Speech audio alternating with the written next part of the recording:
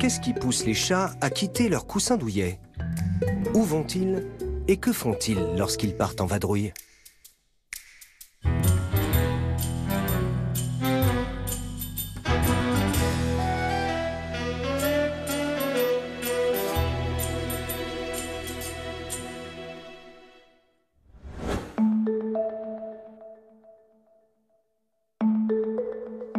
L'université Bauhaus de Weimar. Son campus s'étend au cœur de la ville, en bordure d'un grand parc. Dunja Thyssen-Musa est vétérinaire et éthologue, spécialiste du comportement des animaux. Elle est venue de Hanovre pour mener ici une étude inédite en Allemagne. Elle va suivre, sur plusieurs jours et 24 heures sur 24, les allées et venues de plusieurs chats. Elle dispose pour cela de colliers émetteurs spécialement conçus pour leurs petits gabarits. Nous n'avons heureusement plus besoin de courir derrière les chats, grâce aux nouveaux colliers GPS que je compte utiliser et qui sont à la fois légers et confortables. Ils auront quelques jours pour s'y habituer et retrouver un comportement normal. Je veux éviter qu'au début de mon étude, ils restent à l'intérieur et qu'ils soient terrorisés par cette sensation inconnue. Mais après cette période d'adaptation, ils reprendront leur balade habituelle. Les émetteurs GPS doivent être petits et résistants, car pendant 5 jours, ils vont régulièrement transmettre des signaux de géolocalisation. Pour réaliser cette expérience, je vais suivre des chats de compagnie qui vivent dans des maisons ou en appartements, mais qui peuvent sortir à leur guise. Et je vais observer leurs déplacements. J'ai choisi Weimar pour cette étude, car il s'agit d'une ville avec beaucoup d'arbres et de parcs, et avec une forte densité de chats. Par ailleurs, il existe peu d'études scientifiques en Allemagne à ce sujet.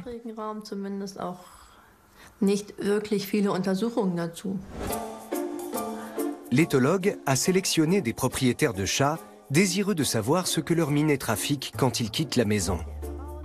Avant toute chose, elle vérifie l'état de santé des candidats.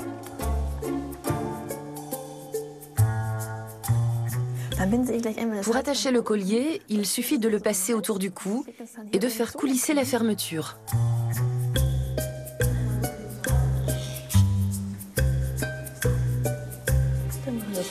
Le mieux, c'est de lui mettre chez vous, au calme. Oui, on fera ça à la maison.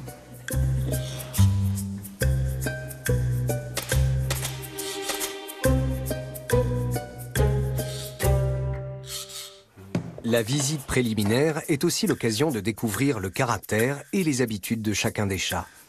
Comment est-ce que vous le décririez? C'est le chat le plus affectueux que nous ayons eu. Avant, il sautait directement sur nos genoux. Maintenant, c'est plus laborieux. Il doit s'agripper. C'est normal à son âge de ne plus sauter comme avant.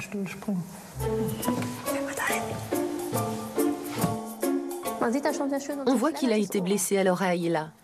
Oui, il s'est battu. Avant, c'était un sacré bagarreur. Ici, à droite, dans le cou, on sent un ganglion très enflé. C'est le signe qu'il y a eu une inflammation.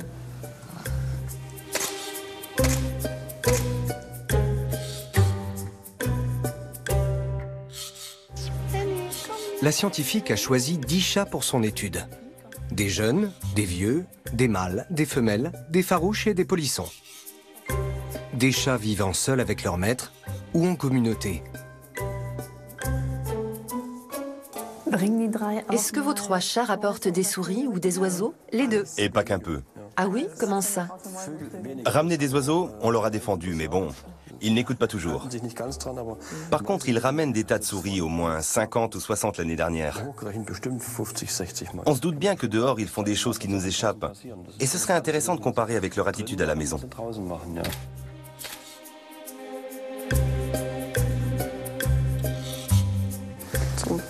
Allez, reste tranquille. Fais un sourire. Elle ne se laisse pas faire.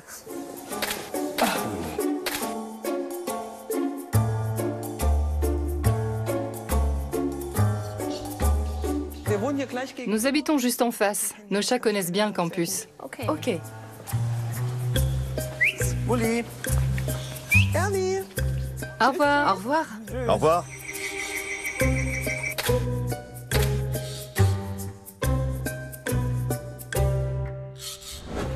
La phase d'adaptation commence. Rien de tel que quelques friandises pour mieux faire accepter le port du collier. Bien vite, les chats le mettent à l'épreuve de leur quotidien, vérifiant qu'il n'entrave pas leurs mouvements.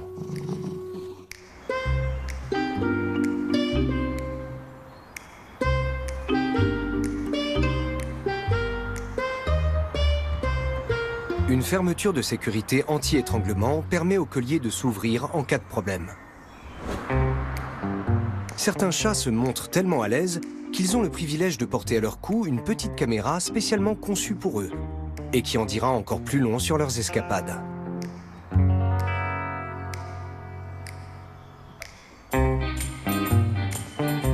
Le monde vu à hauteur de chat.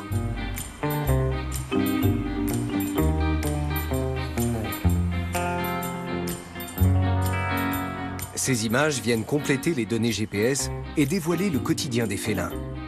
Un point de vue inédit, de quoi se mettre à leur place et mieux cerner leur comportement.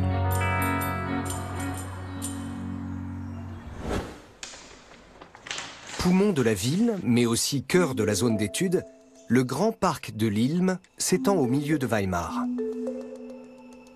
C'est dans les quartiers voisins, tout autour du parc, que vivent les familles sélectionnées et leurs chats.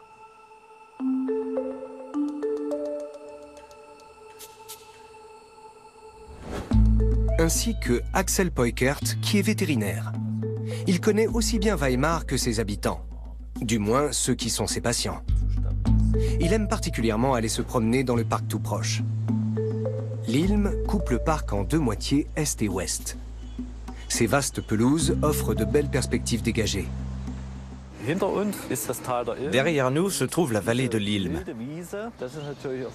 C'est une étendue herbeuse laissée en friche, parfaite pour les souris et où les chats aiment venir chasser. Ils ont la taille idéale pour se tapir dans ces herbes. Il leur suffit de se redresser pour voir au-dessus.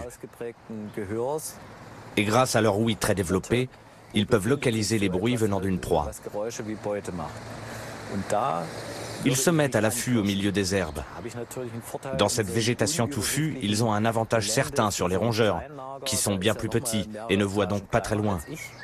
C'est un terrain de jeu pour eux. Avec une population de 65 000 habitants et d'environ 10 000 chats, Weimar peut prétendre au titre de capitale allemande des chats.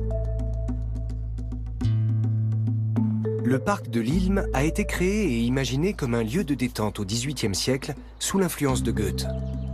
Le poète s'est inspiré des jardins à l'anglaise, imitant une nature sauvage.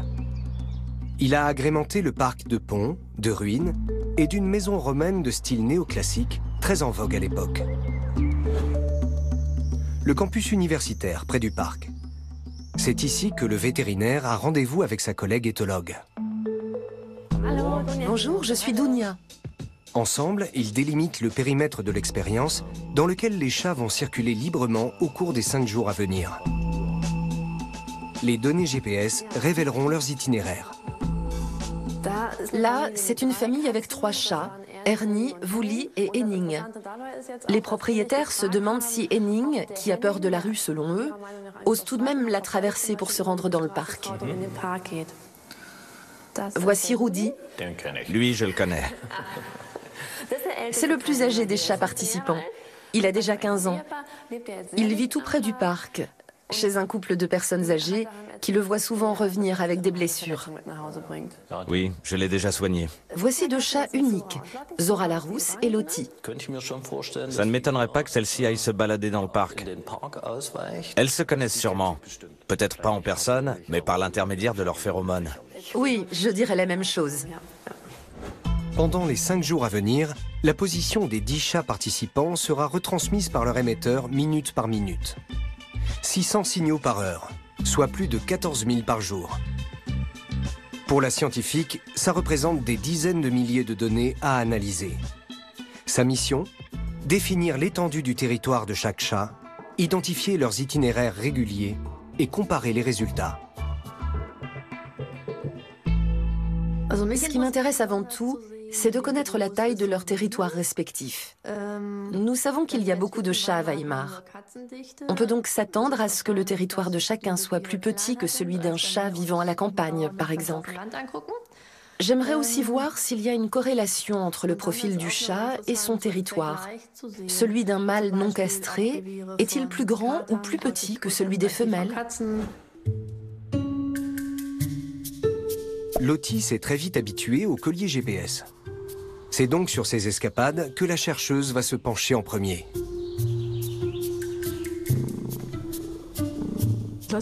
Lottie adore les gens. Elle est sociable, confiante et n'est pas farouche pour un sou.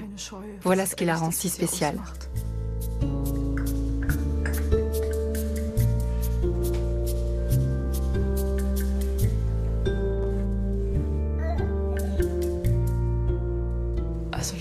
Il n'y a aucun problème avec les enfants. Bien sûr, je surveille quand même pour qu'il ne se passe rien quand la petite l'attrape, mais Lottie sait envoyer les bons signaux. Parmi ces signaux, il en est un parfaitement explicite qu'elle réitère plusieurs fois par jour. Je voudrais sortir. À peine dans le jardin, elle entreprend de marquer son territoire grâce à des glandes odoriférantes situées sur la tête, les joues et les pattes. Elle dépose ainsi ses propres phéromones afin que tous sachent qui habite ici. J'aimerais beaucoup savoir ce qu'elle fait quand elle est dehors et jusqu'où elle va. Au cours de ces rondes, Lottie détecte les marquages des autres chats, qui délimitent en partie son territoire. Elle enchaîne les petites balades au cours de la journée, souvent sans but précis, autour de la maison. Le premier jour de l'étude, c'est vers l'ouest qu'elle va faire sa plus longue virée. Ce jour-là, à 13 h, l'ensemble des signaux de Lottie, associant l'horaire aux données GPS, permettent à l'éthologue de reconstituer un circuit étonnant.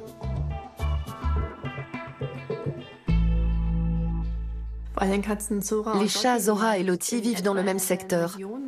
J'ai donc voulu savoir si elles se connaissaient, si elles partageaient un même territoire, ou bien si l'une partait dans une direction et l'autre dans le sens opposé.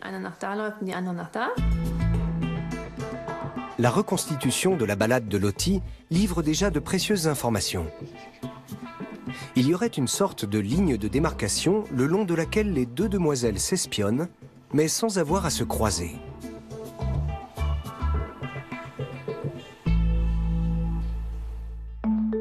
Tandis qu'en journée, Lottie pique d'abord vers l'est, elle revient rapidement sur ses pas et part en zigzag vers l'ouest, probablement pour rafraîchir ses marques olfactives et contrôler que d'autres chats n'ont pas fait d'incursion dans son territoire. Très exactement 12 heures plus tard, en pleine nuit, Zora part en patrouille en direction du territoire de Lottie. Les marquages lui indiquent précisément où est passée sa rivale. Un chat tâche toujours de savoir jusqu'où il peut aller. S'il se contente du territoire où se trouve sa propre odeur, il rate peut-être l'occasion de l'agrandir. Le territoire de Zora a une particularité par rapport à celui des autres chats. Impossible d'établir exactement l'endroit où elle vit à partir de ces signaux. Les données GPS des autres félins se superposent au-dessus de leur foyer, à tel point que sur la carte, ils disparaissent sous un nuage opaque. Zora, elle, semble avoir une maison, mais aussi 3 autres endroits préférés. Comment l'expliquer? De l'espace, des maîtres sympathiques, une gamelle bien remplie, une vie de rêve pour un chat domestique. Mais au loin, elle entend déjà approcher la raison de son tourment. Son horripilante colocataire ne va pas tarder.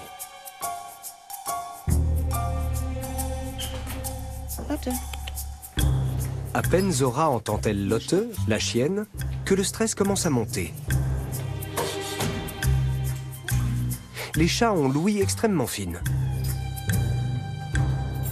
Ils peuvent faire pivoter leurs oreilles indépendamment l'une de l'autre et un petit repli de peau sur le bord les aide à localiser précisément la source d'un bruit. Pour Zora la sensible, la présence de la jeune chienne est un calvaire. Lotte ne lui veut aucun mal et n'a qu'une envie, jouer avec elle. Mais Zora ne comprend pas qu'elle remue la queue sans arrêt. Un geste qui, pour les chats, exprime l'agressivité. Et ses mouvements pâteaux et pressants l'agacent. Zora préfère battre en retraite. Et la chienne s'emparer du canapé.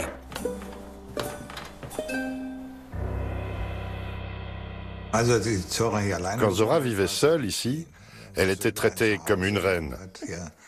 Elle était partout chez elle, elle régnait sur chaque pièce et dormait où bon lui semblait. Quand la chienne est arrivée, tout a changé et elle s'est retranchée à l'étage. Au bout d'un long moment, nous sommes parvenus à établir une sorte de cohabitation pacifique.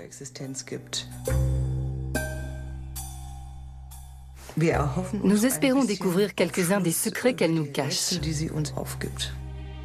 Zora la solitaire choisit régulièrement de se retirer au calme dans les jardins voisins, où elle a ses cachettes préférées. Rudy, le doyen des chats de l'étude, n'a pas ce problème. Le vieux matou mène une vie de pacha aux abords du grand parc.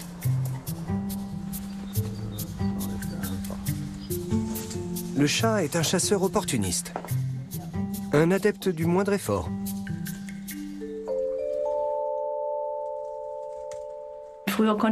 Avant, Rudy savait ouvrir les portes.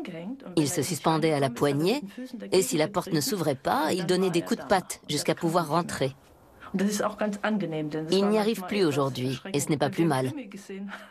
Lorsqu'il surgissait en plein milieu d'un film policier, il nous faisait parfois de ses frayeurs.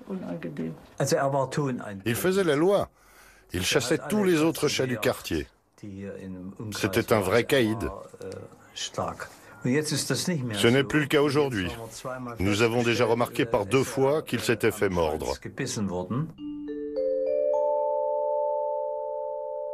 Avec Rudy, qui n'est plus tout jeune et plus aussi vigoureux, c'est surtout la taille de son territoire qui m'intéresse. Est-il encore aussi grand que celui d'un jeune mâle combatif? Ou a-t-il réduit son territoire parce qu'il n'arrive plus à le surveiller et qu'il a dû en céder une partie à d'autres chats?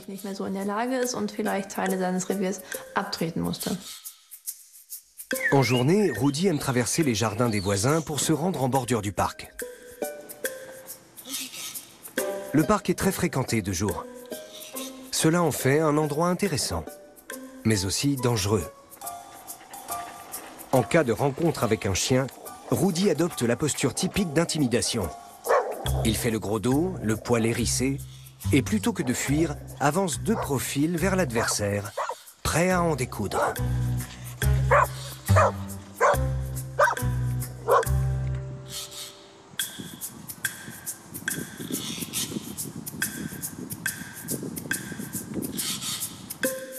Rudy est un senior qui en impose.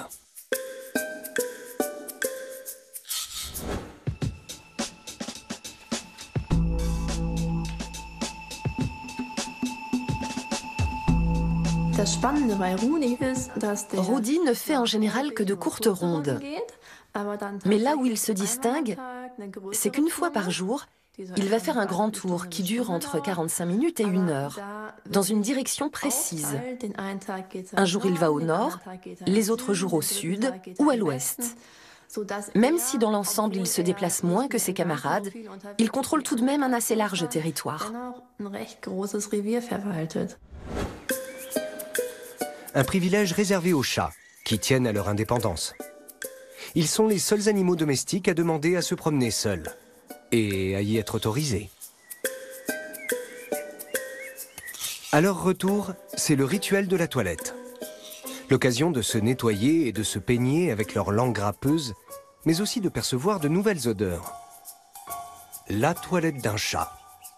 Une mesure d'hygiène, une inspection rigoureuse et un moment de détente tout à la fois.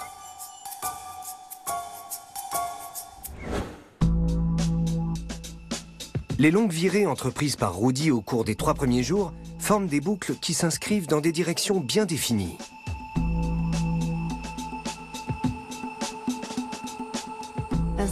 C'est sa façon de surveiller un grand territoire tout en économisant son énergie.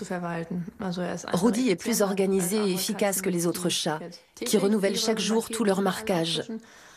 Lui, il va un jour par ici, le lendemain par là, car rappeler son odeur une fois par semaine, c'est suffisant. Au sud du parc, 2 autres seniors se partagent la même maison. Adoptés pratiquement en même temps par la famille, ils ne sont pas amis pour autant. Leur différence de caractère les pousse à vivre leur vie chacun de leur côté. Emily est notre chat de compagnie, adopté il y a 14 ans, parce que nous voulions un chat. Peu après est arrivé le jeune Lars, que nous avons trouvé dans un vieux hangar non loin d'ici. Il a mis du temps à s'habituer à nous et à nous faire confiance. C'est notre petit sauvageon. Les 2 chats s'évitent autant que possible. La terrasse où se trouvent les gamelles est officiellement une zone de paix. La méfiance restant de mise.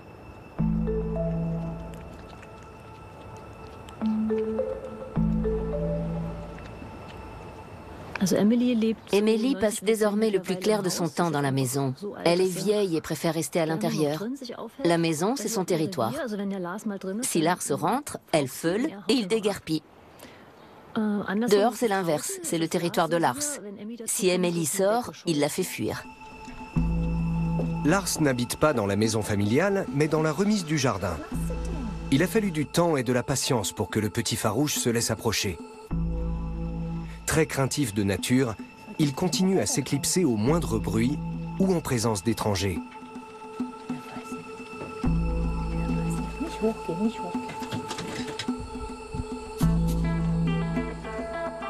Non loin de là se trouvent des hangars désaffectés où Lars est né. Comme les autres chats arrêts, des chats redevenus sauvages, il n'avait aucun contact avec l'homme. Il doit être dans les parages. C'est son territoire et il y retourne de temps en temps, vérifier s'il y a du neuf. C'est ici que la famille a trouvé Lars, encore tout jeune et livré à lui-même. Et il semblerait qu'il y revienne régulièrement.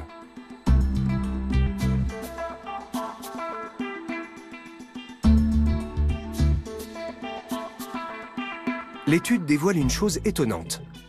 Lars a beau être sauvage, son territoire est quasi identique à celui de Emily, sa rivale casanière. Lui aussi est donc un petit pantouflard. Tous 2 possèdent le plus petit territoire de tous les chats étudiés. Mais ils le parcourent en alternance, parfois à quelques minutes d'intervalle seulement.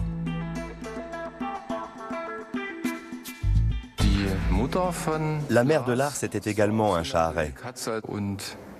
Il y a quelque temps, nous l'avons attrapée avec un piège pour la faire stériliser et éviter de nous retrouver avec 10 nouveaux petits Lars chaque année. Les protecteurs des animaux trouvent régulièrement des chatons orphelins qu'ils amènent au vétérinaire pour qu'ils les remettent sur pattes. Abandonnés, les chatons souffrent vite de sous-alimentation et de graves maladies. S'ils ne sont pas encore sevrés, c'est la mort assurée. En 10 000 ans, les chats domestiques se sont habitués à vivre aux côtés de l'homme. Une vie de chat errant est difficile pour eux et synonyme de bien des souffrances. Ceux-là se portent plutôt bien et sont assez mignons. Mais il arrive qu'ils aient d'affreuses plaies ouvertes ou de la diarrhée au point qu'il faille se boucher le nez. Et j'ai pourtant le cœur bien accroché. Alors ça n'a rien de drôle. Et parfois il faut prendre une décision parce qu'on sait qu'ils ne survivront pas.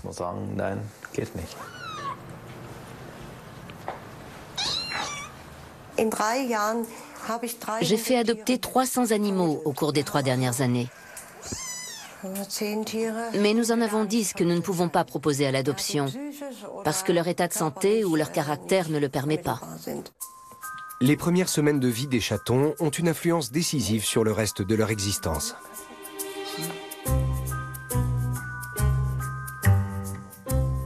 Entre la 2e et la 7e semaine, et de préférence jusqu'à la 12e semaine, les chats doivent rester auprès de leur mère. Ensuite, il faut qu'ils découvrent les humains. Ceux qui rencontrent l'homme sur le tard peuvent devenir des chats sympas, mais ils resteront toujours à moitié sauvages et ne s'habitueront jamais totalement à nous. Les chats ont un taux de reproduction très élevé. En quelques années, une femelle peut être arrière-arrière-arrière-grand-mère et avoir des milliers de descendants. Le vétérinaire est donc favorable à la stérilisation obligatoire. Je connais bien des gens qui disent que stériliser, c'est mutiler. Mais il n'est pas acceptable qu'en ne faisant rien, on se retrouve avec de petits êtres dans un état calamiteux. Puisqu'ils se cachent, nous n'en avons pas forcément conscience. Un coryza chronique, un œil en moins, mais Mira est en vie. Elle est l'un des nombreux chats trouvés que le vétérinaire a sauvés. Elle cherche un nouveau maître, maintenant qu'elle va mieux. Ok, der geht's gut und les chats sont si nombreux par chez nous qu'un chat errant ne trouvera pas assez à se nourrir. On se fait cette belle idée du matou sauvage qui n'a qu'à chasser pour se nourrir. Mais ce n'est pas comme ça que ça marche. 3 chats ont eu la chance de trouver un foyer accueillant avec des maîtres attentionnés. Une belle maison près de l'université qu'une simple rue sépare du parc. Et le jardin à l'arrière est adossé au campus universitaire, qui est si vaste que les chats n'ont pas besoin de traverser la rue. C'est du moins ce qu'espèrent les propriétaires.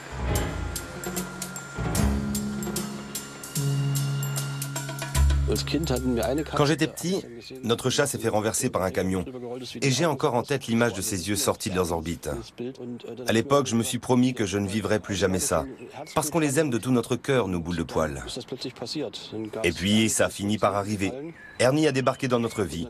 Et les autres ont suivi. Après Ernie, c'est la jeune Wooly de 4 ans qui s'est réfugiée chez eux. Elle a donné naissance à Henning. Le jeune mâle a aujourd'hui 2 ans et il n'a jamais été question qu'il change de famille. Les 3 chats ont dû apprendre à se partager la maison et le jardin. C'est devenu une entente cordiale, une cohabitation. Ils arrivent à se supporter sans trop se bagarrer maintenant. Ils se tolèrent tout en s'évitant. Personne ne sait ce que font les 3 chats lorsque leurs maîtres n'ont pas l'œil sur eux. Aussi rare que cela puisse être, car ce sont de vrais pots de colle.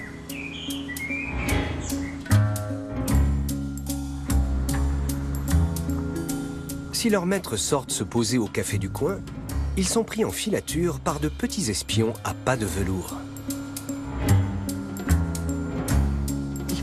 Je suis suivie. Cet endroit fait encore partie du territoire de mes chats. Ils s'y promènent, c'est tout près de chez nous. Si je ne fais pas attention, et même si ça ne me plaît pas, Ernie me suit jusqu'ici. Elle est si collante que j'ai du mal à m'en débarrasser. Wooly se joint parfois à elle, mais elle n'a pas la patience de rester avec nous et finit par partir de son côté. Peut-être parce que son territoire à elle n'arrive pas jusqu'ici. Henning, notre matou, ne nous a encore jamais suivis. C'est mieux ainsi parce que nous voulons l'habituer lentement à la ville et nous préférons qu'il reste prudent. Je trouve que parfois les chats mâles sont un peu stupides. J'ai du moins remarqué que les mâles se faisaient plus souvent renverser. Concernant Wooly, Henning et Ernie, je voudrais déterminer si ces 3 chats, qui vivent ensemble, se côtoient aussi à l'extérieur. Peut-être, comme c'est souvent le cas, qu'ils sont ensemble dans la maison et le jardin, mais qu'au-delà, chacun fait sa vie. Le campus universitaire près du café est un immense terrain de jeu qu'ils parcourent librement.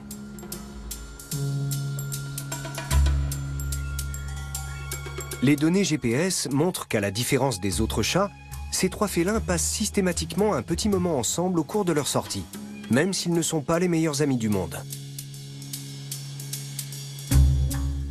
À l'extérieur, la frontière entre le jeu et les conflits de dominance s'efface.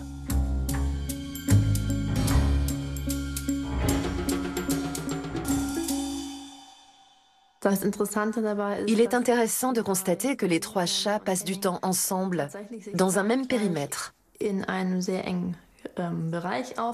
Ils ont appris en tout cas à s'y accepter. La maison n'est séparée du parc que par une rue. Mais la fine bande de macadam, très passante, représente un risque mortel pour les chats, qui ont du mal à estimer la vitesse des voitures. Heureusement, ils peuvent aussi compter sur leurs autres sens pour éviter les véhicules.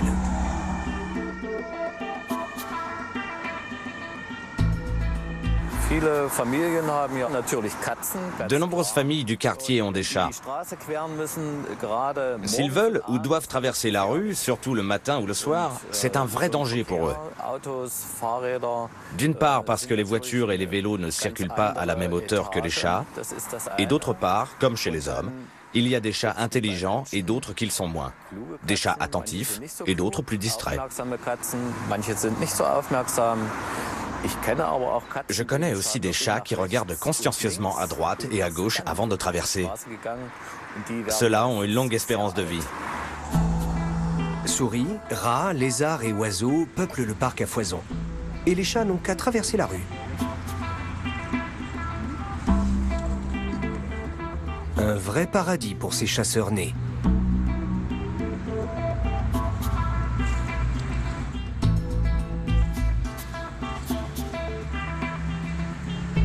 Le jeu et la chasse se confondent parfois. Et pour jouer à chat perché, la colocataire est une cible toute trouvée. Les proies favorites des chats étant petites, ces derniers ne chassent jamais en groupe, mais en solitaire. Une souris suffit tout juste à rassasier un chat. Dans le parc, les chemins d'Ernie et de Vouly se séparent. Mais cette fois, l'éthologue peut les suivre à la trace.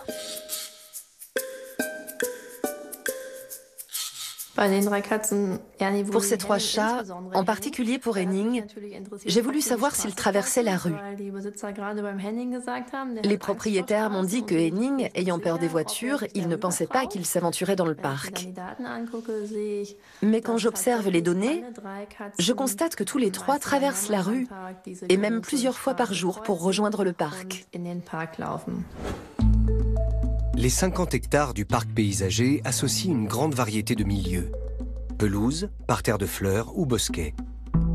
Un lieu de quiétude pour les hommes et un terrain de chasse irrésistible pour les chats. Leur spécialité, la chasse à l'affût. Non seulement ils hument et entendent leur proie, mais ils captent aussi ses mouvements. Après s'être approchés discrètement, il leur suffit de la capturer d'un saut puissant et bien ajusté.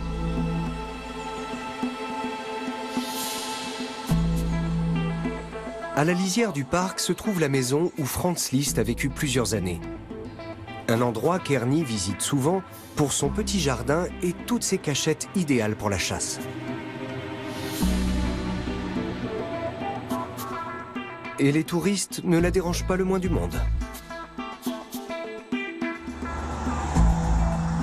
Les données GPS indiquent qu'Ernie traverse très fréquemment la rue. En plus de voir et d'entendre les véhicules, ces coussinets sensibles aux vibrations l'aident à les sentir approcher.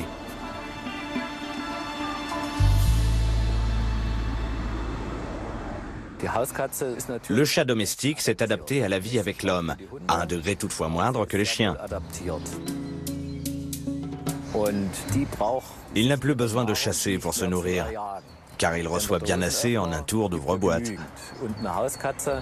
Le besoin énergétique du chat est d'environ 40 kilocalories par kilogramme, ce qui n'est pas énorme. Un petit sachet de pâté pour chat suffit à le couvrir. Mais son instinct de chasseur reprend souvent le dessus.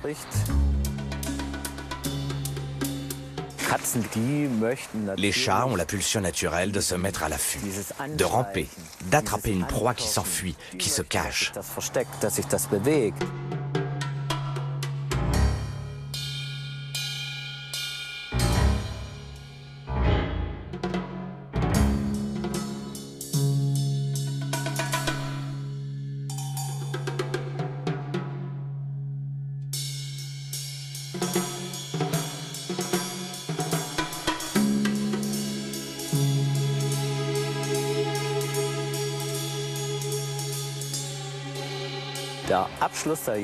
Pour un chat qui n'a pas faim, une partie de chasse se termine toujours trop tôt.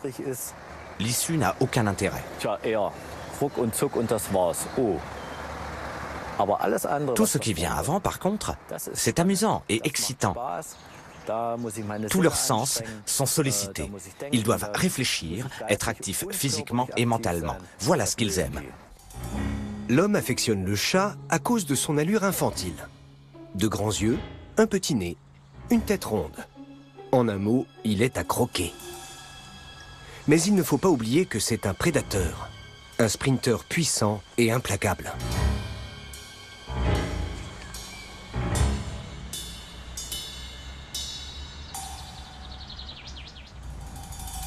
Les musaraignes, finalement dédaignées car peu goûteuses, sont souvent rapportées en trophée.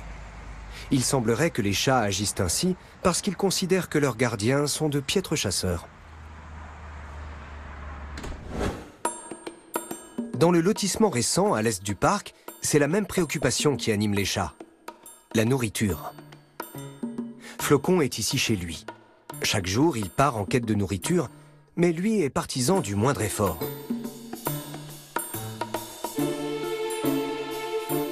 Dans ce quartier au petit pavillon moderne, la densité de chats est très élevée.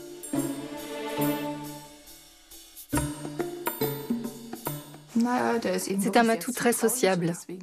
Il va souvent voir les voisins, surtout s'il reçoit à manger. Les gens l'aiment beaucoup. C'est parfois inquiétant pour nous de ne pas savoir où il se trouve, surtout lorsqu'il disparaît des jours entiers. Je suppose qu'il squatte chez des voisins, à quelques maisons de là. Seule dans sa grande maison vide, Lisa s'ennuie, cherche à se divertir et préférerait de loin être dehors. Flocon s'est spécialisé dans le pillage des gamelles. Comme tous les chats, le matou a un circuit quotidien, celui des meilleures tables du quartier. Et il sait user de son charme. Tout ce qui est petit et rapide peut faire office de jouet pour Lisa.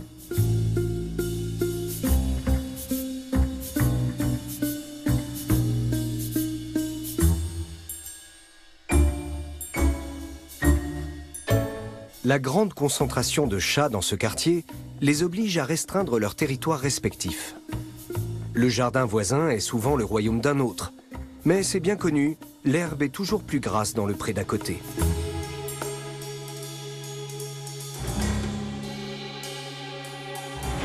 Il faut sans cesse repousser l'envahisseur.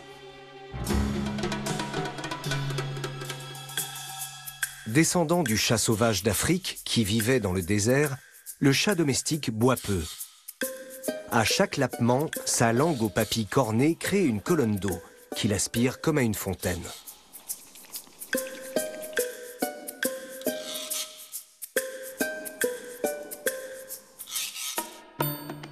Flocon l'obstiné cherche à agrandir son petit territoire, n'hésitant pas à multiplier les incursions chez ses voisins. Curieux de nature, les chats veulent savoir jusqu'où ils peuvent aller.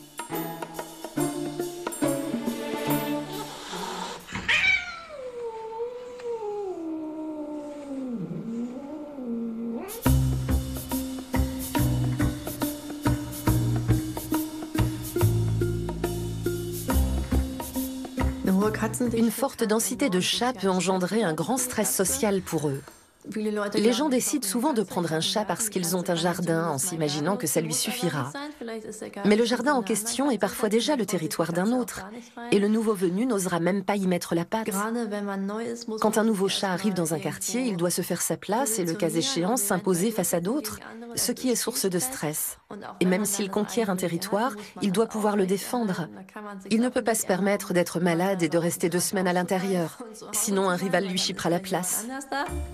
Sur son territoire, le chat souverain veut une chose, la primauté pour la nourriture. En résumé, tout doit lui revenir. Mais les jeunes rebelles tentent souvent des coups d'État. Le moindre maître est source de conflit.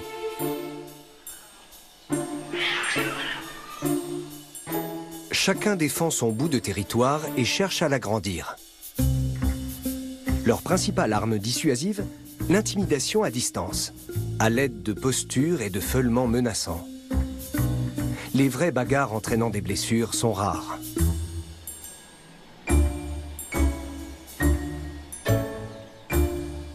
Le plus faible renonce, la queue basse.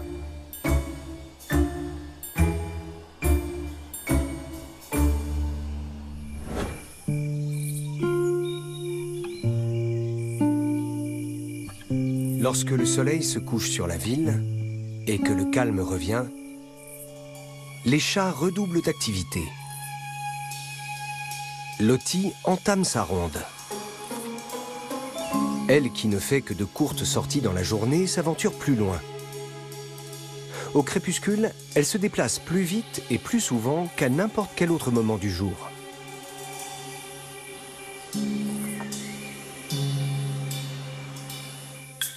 Elle traverse la rue longeant le parc et se faufile dans les herbes hautes en direction de la rivière qui coule en son milieu. Peu après, Rudy quitte lui aussi la maison. Dans la pénombre, la vision nocturne des chats est un atout indéniable. Leurs pupilles en fente s'élargissent. Ils n'ont besoin que d'un sixième de la lumière nécessaire à un homme pour y voir clair. Les chats ne perçoivent pas la couleur rouge.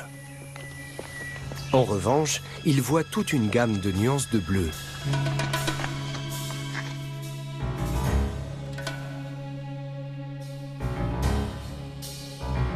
Tous les sens en éveil, le chat est un chasseur accompli.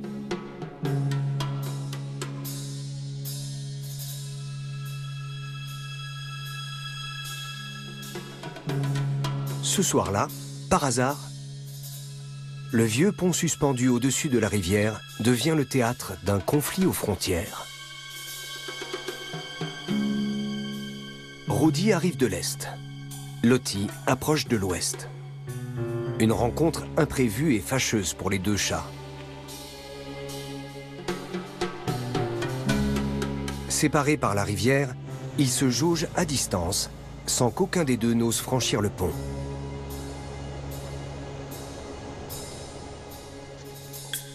Cette nuit, Rudy a choisi d'entreprendre l'une de ces grandes rondes de marquage jusqu'au centre du parc. Mal lui en a pris.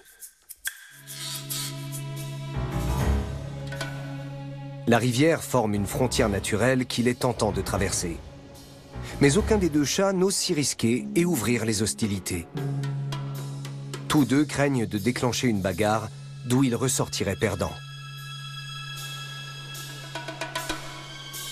Ils capitulent au même moment. Pour cette fois, les deux chats respecteront le territoire du voisin.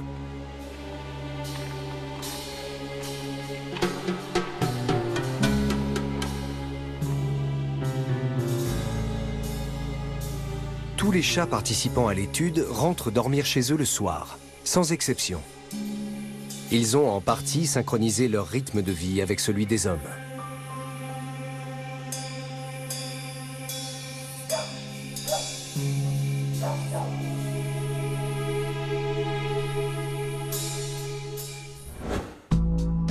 Les données révèlent que Lottie est plus prudente que d'autres chats. Elle ne traverse la rue passante le long du parc que le soir venu. À l'ouest, son territoire jouxte celui de Zora et à l'est, celui de Rudy.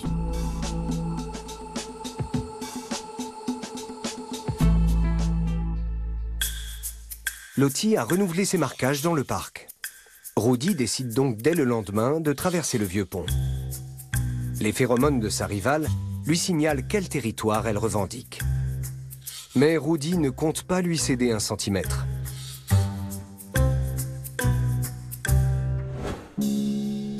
Au nord-ouest du parc, les trois chats se retrouvent également sur le campus universitaire. Ils y restent un petit moment ensemble, placides et décontractés.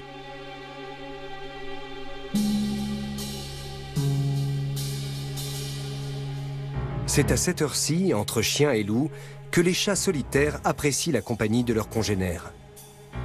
Un phénomène étrange et souvent observé, mais pour lequel les scientifiques n'ont encore aucune explication.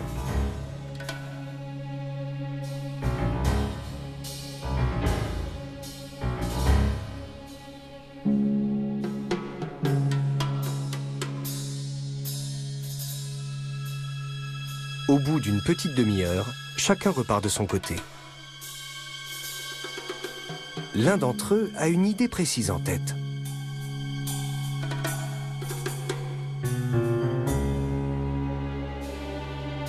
Henning se hâte à travers le parc jusqu'à la maison de Franz Liszt, traverse un pont vers le pavillon de jardin de Goethe puis entame le chemin du retour en décrivant un vaste cercle et en empruntant un autre pont.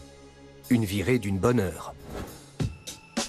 Lui, dont les maîtres pensaient qu'il n'avait qu'un petit territoire, parcourt ainsi chaque nuit quelques kilomètres à vive allure et traverse plusieurs rues avant de rentrer enfin.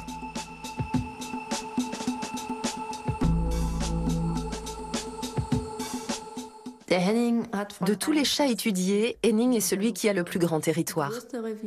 Il s'étend dans toutes les directions, y compris très loin dans le parc.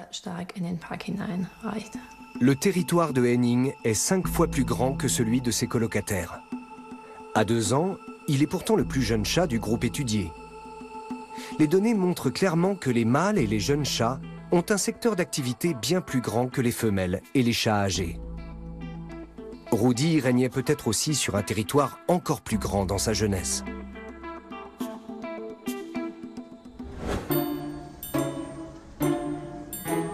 La semaine d'études touche à sa fin et plusieurs propriétaires de chats en profitent pour se retrouver dans le jardin de Rudi.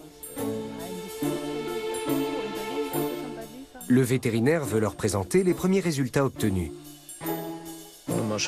Nous allons découvrir ce que notre chère Lottie fait de ses journées.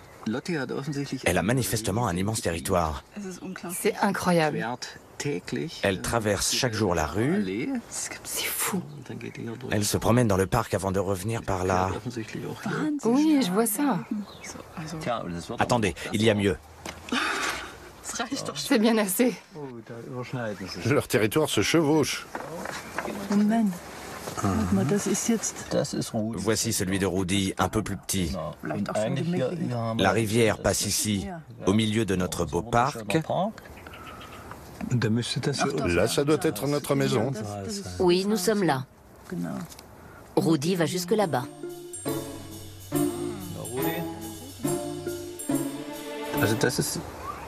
Voici le territoire d'Emily. Et voici celui de Lars. Identique. Mais il le parcourt à des moments différents, en alternance, de façon à s'éviter. Lars va suivre le chemin emprunté par Emily juste avant lui en se demandant qu'est-ce qu'elle fabrique.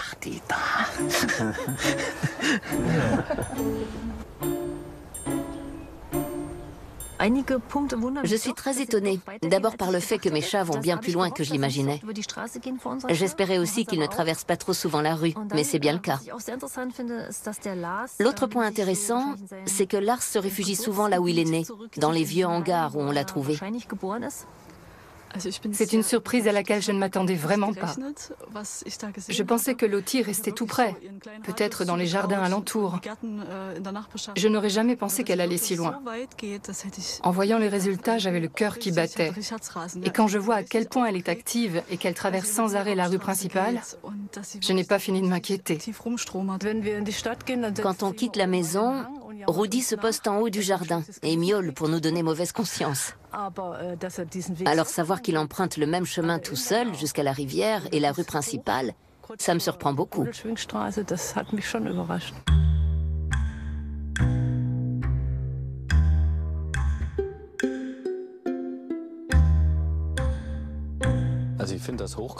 Ces résultats sont extrêmement intéressants. Maintenant, je peux montrer aux propriétaires de chats quelle taille peut atteindre leur territoire. J'ai aidé ma collègue à analyser les données, qui sont parmi les rares à exister sur le sujet. Pour les éthologues et pour les vétérinaires, qui sont par la force des choses un peu éthologues, cette étude est passionnante et très révélatrice. Un groupe de 10 chats, en seulement 5 jours, a dessiné un véritable labyrinthe. De quoi supposer que tous les chats de Weimar réunis ont déjà dû arpenter chaque mètre carré de la ville.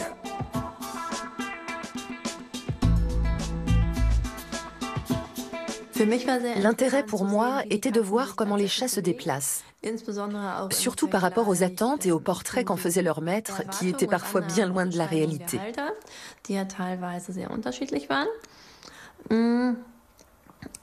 Il serait maintenant intéressant de monitorer les chats de tout Weimar